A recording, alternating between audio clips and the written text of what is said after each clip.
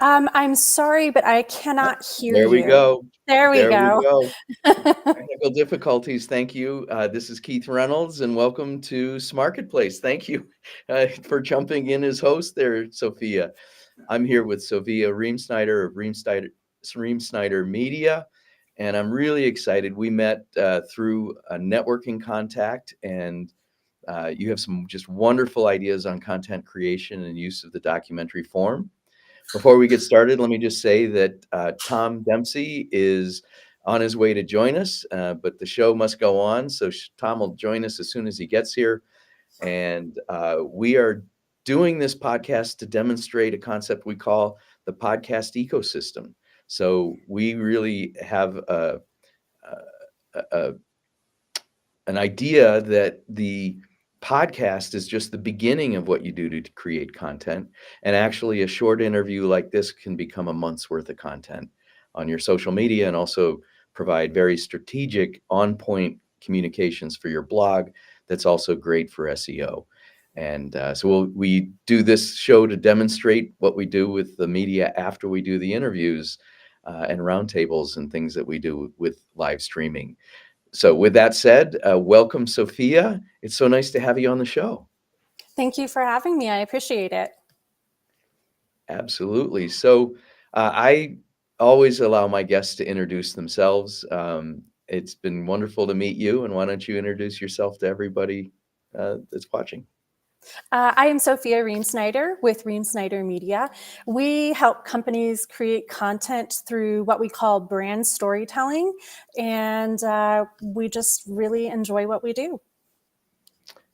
Tell me your brand storytelling concept. That sort of that as I went through and prepared for the interview, that's really the basis for what you do. Yes. So we really look at the company. So not just the company, but the people in the company. It's all about connecting to that human element with either behind the scenes or just projects that companies are working on. And we think that that's really important to stand out. And as I studied you and your company with what was available online, isn't this a wonderful world? It Um, I, is. it was cool. You talk about the people. Like you've been on a journey for several years. You went to school. You've built this as a family business. Tell us a little bit about the story about you and Chris and Reem Snyder and how you got here. Yeah. So we really just started out as photographers, and we quickly realized that we wanted more personally, and that in order to serve businesses, we needed to be able to give more. And so we spent a lot of time thinking about how we could do that. And one concept that kept reappearing was some kind of videography. And so we really dialed in our skills on the photography and then started building on the video aspect about a year into our journey. Um, we we both do everything from A to Z. We both write, we both direct the shorts that we're in. We just kind of do everything. And it's really a family effort. You'll see friendly and familiar faces a lot on our social media that are our children or family or friends who have just come to help us out to grow. And, it was just an amazing adventure to start out as a one concept and go to something completely different. And I haven't been more excited to do something ever. So you invented the process as you went along. You co-created with your customers. I did. It was, we would get in there and we would see holes of the story not being told. So a picture can tell a lot. Pictures are important. They always will be. But with the documentary process, getting in there to hear the people's stories, to really connect with them, it was important to bring something else to that aspect. And so that's what we did. And it just helped us and helped our clients see what they needed.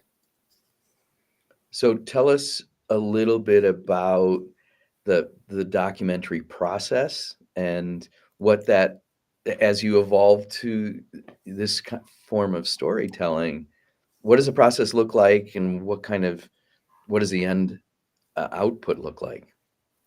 So, when we're talking specifically about, let's say, businesses or nonprofits that we go in to cover their events, this has been a really phenomenal aspect that we've been able to dial in on. We go in, we find out what the event is about and how we can help them tell that story. And from there, we decide who we want to interview, why we want to interview them, and what is this going to do for the company or nonprofit. And what we've seen is they are able to get more engagement for future events, which specifically for nonprofits, that's really important to be able to not only keep the base of people you have, but to bring in more people who will be sponsors or donors or things like that. And so the output is really for them to get more in. And as I understand it, this evolution unfolded working primarily with nonprofits, but you're also starting to experiment with businesses as well. Yes, we do a little bit of business work, not quite as much as we do nonprofits. That's really Hmm. our sweet spot. We love working there. We love serving our community in some kind of capacity. And the working with the nonprofits has actually led us down a path that we never realized that we wanted to go down. And so that's been really humbling and just really great to do. Tell me a little bit about how you work with the development executives and the executive directors. They, I often find in doing media, the the time is the factor that executives shy away from, but at the same time, they have all the information in their brains. So Right. tell me about how you solve for that conundrum. I go in with the approach, this is going to help you, so we need to do it. And most of the time, if we go in with that approach, it's met with phenomenal response. And they're like, okay, let's get this on the calendar, let's get this done. Or I corner them at the event and I say, hey, we're going to do this right now. So there's two options. Most people go for the first option, but sometimes we have to take that second option where we just get it done. So because you're if I understand what you're saying, because you're there with your cameras and the event is unfolding, you're capturing the B-roll and the footage that you need, but you're also looking then to actually dig in and find the elements that tell the story. Yes, that is correct. There was a event that we took part in last summer.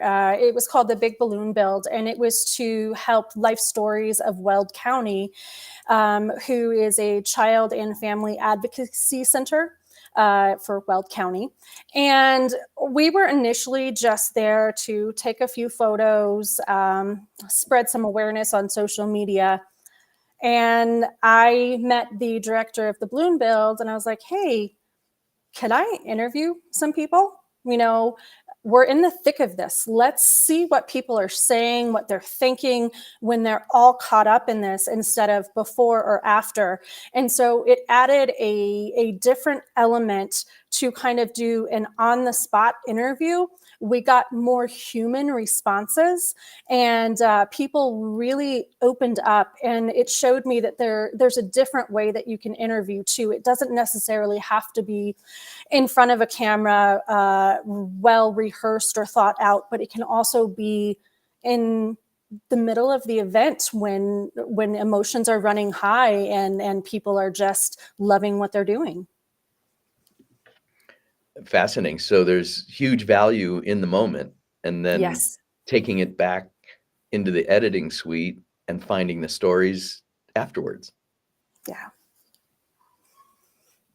Tell me a little bit about your process, when you're editing and finding these stories, like I take a lot of time to review the videos. I also go back and look at the photos.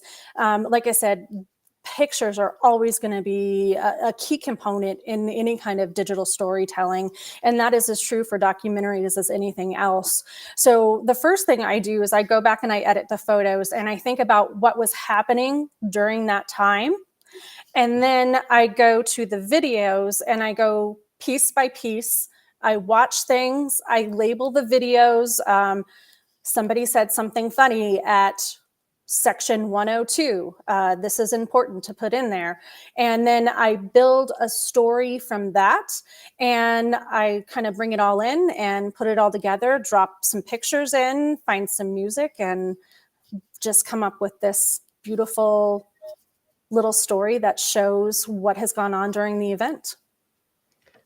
So documentary storytelling is a little different, um, in that rather than writing a script and coming up with all the questions in advance and running through it, you may have questions in mind, but you're really using your camera to gather footage, and then the story comes out afterwards. So it's a little bit of both. You have to have some concept of where you want your story to go before you're filming. When we do these events, it's a very loose script that we use. We're currently working on a documentary right now that's going to be a feature-length documentary. And so we actually need to have a more laid out script than we would normally have, just because there are going to be so many components and we want to make sure that we don't miss anything. So that will be a little bit different than what we typically do. So there's two ways that you can really go about it. And what kind of interaction do you have with sales, marketing, or the development team, and how do the executive directors or CEOs interface with that as you do that pre-planning? So sometimes I meet the CEO before I meet any of the communications or marketing directors. And then sometimes I meet the marketing directors or the executive directors before I meet the next level in charge. And typically what that looks like is, hey, let's get together and talk about what the issue is, what we're doing here, because at the end of the day, we want to make sure that what we're doing is providing value back to them, not just to us. And so we want to solve some kind of problem that they're having. And when I go in there with that and how we're going to distribute this, it's always a very easy conversation. That's fascinating, and I find that as this medium is growing, um, you were complete caught me, off guard when you said you're using documentaries. Like that was really new. So understanding how within organizations they can think about this in advance, I think is as important as what you do on your Yeah. side to prepare. That is definitely true. The nonprofit that we're working with right now, we're waiting for them to give us information, and then they are waiting for feedback from their board of directors to kind of see where their thoughts are to implement in this documentary. And so it's really exciting.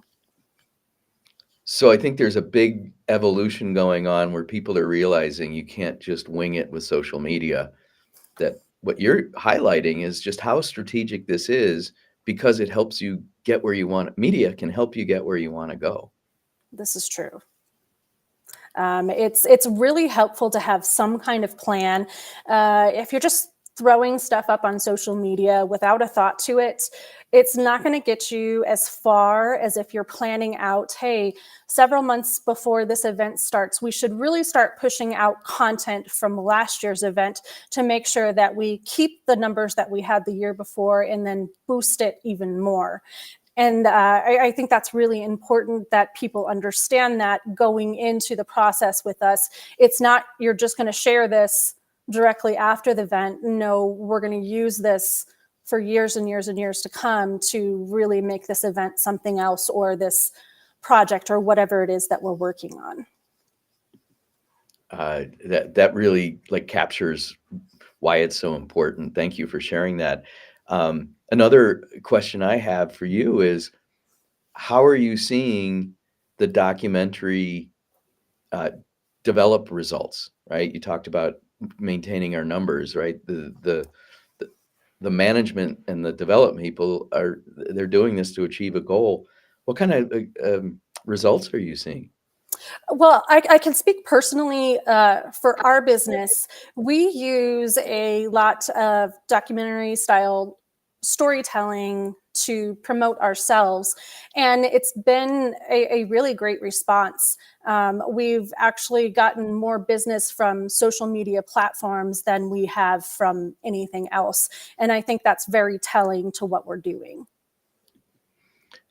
One of our clients said of post interview, post content creation, it's all in the distribution, and he's generating more conversations, more leads, more engagement in terms of likes that are ending up as conversation in his sales funnel.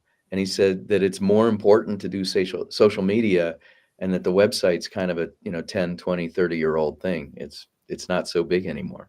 I actually feel that because we communicate a lot through our social media. Those are more up to date than our website currently, which is a work in progress. But I can see how that is very, very true. And as we wind down here, I had a question. You know what? I'm going to skip that question. We're just going to get right to the rock and roll. I always love to hear um, who your favorite band is. What's your favorite rock and roll story? Tell us a little bit about how music influences your life as a creative. Early on, my family, my dad specifically, was the rock and roll person. I remember the very first rock and roll song I ever fell in love with was "Painted Black," and I was really little, running around the house singing this song, and it was in the early 90s that I was really drawn to rock when I started listening to Aerosmith after Aerosmith collaborated with Run DMC, and they produced this sound that was just amazing and I could not get enough of. And so it's something that I seek out, artists collaborating together, whether it be music or it be media. It's always something I'm looking for. And Aerosmith, just still to this day, my favorite band.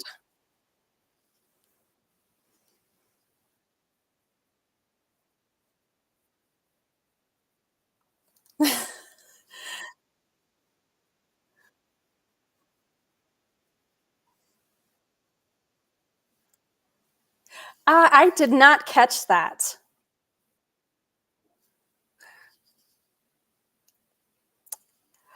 You are silent again. Thank you. You're So, welcome. being in Colorado, you have access to Red Rocks. Tell us a little bit about your experience with concerts growing up here. I've only seen one concert there. It was REM, and it was a great concert to go see there. I've been to the Pepsi Center, Fiddler's Green to see Aerosmith. I've actually seen them like 5 times in concert, and they were great. What's your favorite Aerosmith song? That would be Dream On. Mine too. It's a good song. It's a great song. Um, and you and Chris, are you uh, uh, partners in rock and roll as well as partners in business?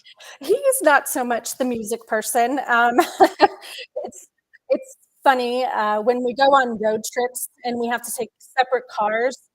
Most of the kids want to come with me because I listen to music and he listens to books. I love it. Well, there's the attraction of rock and roll right there. Yes.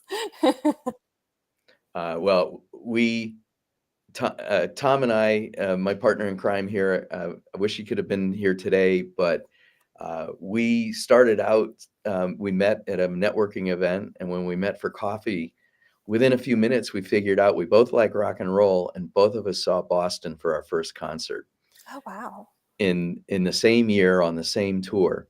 And as we started talking, he's a sales executive, I'm a marketing executive, and we realized that sales and marketing have to work together today. So we came up with the idea of SMarketPlace and SMarketing, which is something that HubSpot uh, introduced several years ago. And the idea that sales and marketing people need to work together like a band, right? And Yeah, then you start looking at what they do. Everything that you have to do to come up with creativity is also business driven. And the business side of rock and roll helps us tell the story of sales and marketing. that's very true. One of the things that I'll finish with then is you as a content creator, how do you view your rights, your media rights? I'm imagining when you do work for clients, it's work for hire. But do you have, and what's your approach to licensing and content Uh, ownership? so I put in our contracts that we retain all rights to the media. Clients are allowed to use them for limited commercial distribution, meaning they're basically allowed to use it for anything as long as they don't change it. And it's something that's worked really well for us. I don't foresee us changing that in the future. After it goes out on social media platforms, it's a little bit different story. Although it's still ours, it's a little bit harder to enforce that. So it's, there's a give and take. We try to give our clients as much as we can, and then we hope that people don't take from us on our social media sites. So it's a collaboration and you retain rights, but at the same time, you grant those rights to your clients. Mhm. And then there's a, if I understand what you're saying, there's a trust here in the relationship that they're not going to abuse the media you create. Exactly. Well, there's a soundbite right there because I think that's really important. And I don't think a lot of people think about that when they think about doing social media. It's definitely a gray area, and there's so much controversy over it. I mean, once it's out there, there's nothing that you can do about it. And hopefully your clients are sharing it appropriately. But at the end of the day, they paid for it, and they're going to use it in the way they see fit, as long as they are not abusing that trust. Go for it. And at the end of the day, they have a license to use it. Exactly. Very good. Well, this has been a wonderful interview. Is there anything you'd like to add or share that we missed? I would like to share about an upcoming project that we're working on. I believe that when we spoke, I was talking about a documentary film that we were trying to get a green light for, and we finally received that. And so we're going to be going to Africa sometime this year to tell a story about bees and elephants and biodiversity, invertebrates, and conservation, and we're really excited about it.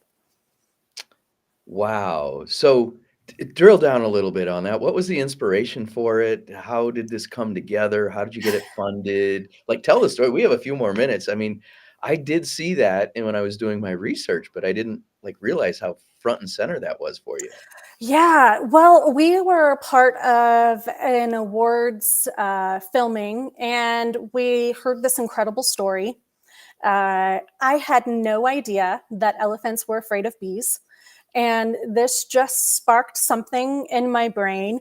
And I put kind of like a package together. This is what we're looking to do. This is how we're looking to distribute it. Went back to the nonprofit and asked them, hey, is this something you guys would be interested in? And they were very, very excited and got it approved by their board. And we're not funded yet, but that's the next step in the process. Mm. And And so you're planning to go to Africa. You're getting the plans already while you're working on the funding. Yes. Yes. So we're going So to be taking some film here, and then we will be getting some B-roll and more scientific information when we actually travel to Africa. And then we'll come back and put it all together. And our hopes is to take it to a couple of film festivals, one here locally, the BIFF, and then we're looking at entering at the Sundance Film Festival. wow, that's exciting. It's very exciting. We are, just getting down to it and waiting for some more information to come in about the science, because I don't know as much about invertebrates. I will shortly, and I'll talk your ear off about it. And so just waiting for that piece of information to come in before we really get that script set up. So just tell us a little bit about why it's so important that elephants are afraid of bees. So there is a lot of conflict in Africa between elephants and people. The elephants come into the villages and destroy the crops by eating them and stepping on them. The people fight back and either kill the elephants or the people get killed. And so they're erecting bee fences. The elephant comes in, trips the wire. The bees come out, scare off the elephants. The elephants live, the people live, the crops live. The people now have the new commodity to sell honey, and they're going to be more self-sustainable this way. But then it also helps with the biodiversity of just everybody working together, because without the invertebrates, we don't live. And so making them have a place is really important. And so, I really love this because this is starting to speak to your values as a company and what you believe in. And that's just an amazing story, and that you and Chris are committed to that. Congratulations. Thank you. We were very fortunate to just kind of stumble upon this, and once I get an idea into my brain, we have to do it, or it's just going to drive me crazy. Well, I hope this helps you down the road a little bit more. We'll share this with you to help you tell your story so you can raise that money. And I'm just so appreciative for you to come on the show. And I love the randomness of this rock and roll that we've had 2 weeks in a row. It's Aerosmith. Has been great, and you're right up there at the top of the poll in my book. Being an Aerosmith fan and doing all the things you're doing, your work is amazingly creative. Tell people how they can get in touch with you. You can reach out to us on our social media platforms. We go by Reamsnyder Media on LinkedIn, Facebook, and Instagram. Additionally, you can go to our website, which is reamsnydermedia.com, and we will get back in touch with you. All righty. Well, I can't wait to chop this up and create the podcast ecosystem and share that with you. And it's been great to have you on the show. Yes, thank you so much for having me, and I can't wait to see this either. And we just really appreciate you and inviting me on. So thank you very much. All right. Well, make it a great day, and we'll talk to you soon. All right, sounds good. Bye.